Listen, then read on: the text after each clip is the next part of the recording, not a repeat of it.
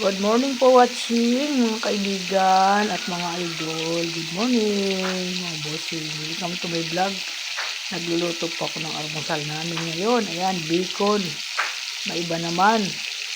Ayan po yung aking pinipreto. Ayan, bacon po ito.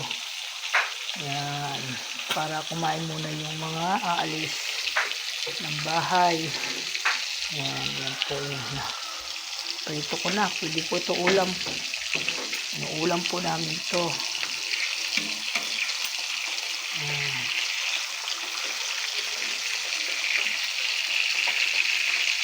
Nahirapan ako huminga. Bakit kaya?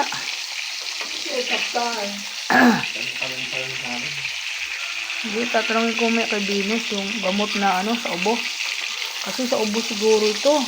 Yung sa ubo siguro? Yung ubo ko. Oo. Nahirapan pa din ako sa gabi.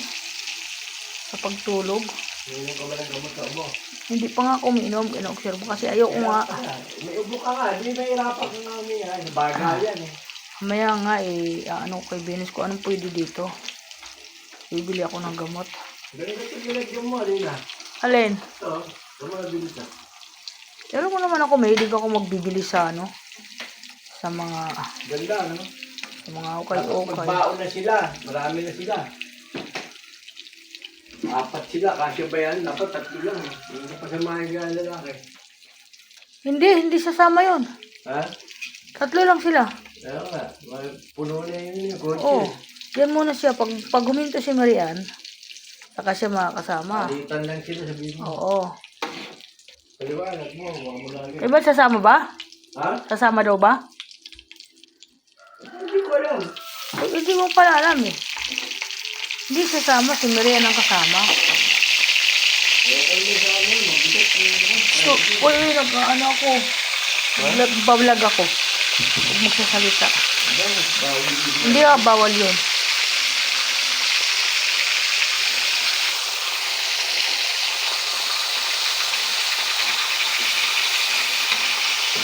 Ayan. Okay na ito. May almusal na naman kami. Pagsasalusaluhan. Ilan kami dito? 3. Ewan ko yung anak ko. Kakain siguro. Ay, baka itlog na. Almusal niya doon para maiba naman. Ayan. Wala pa. Hindi pa nagpaparamdam. Yung isa na doon na naliligo sa taas. Ginising ko.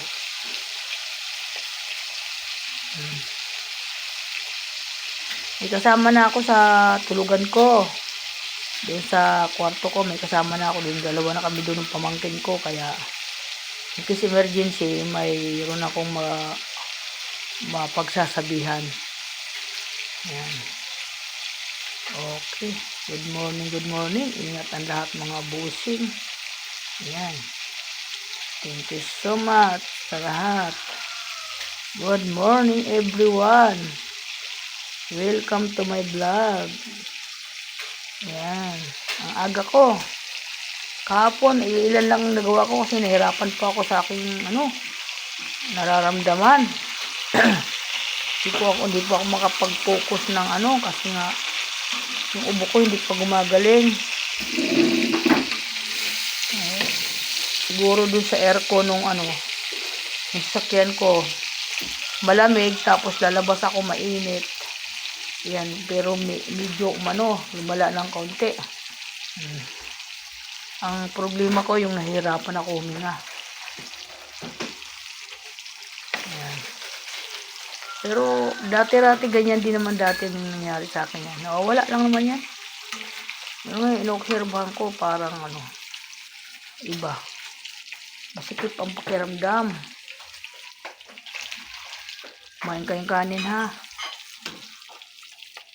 Kanin dyan.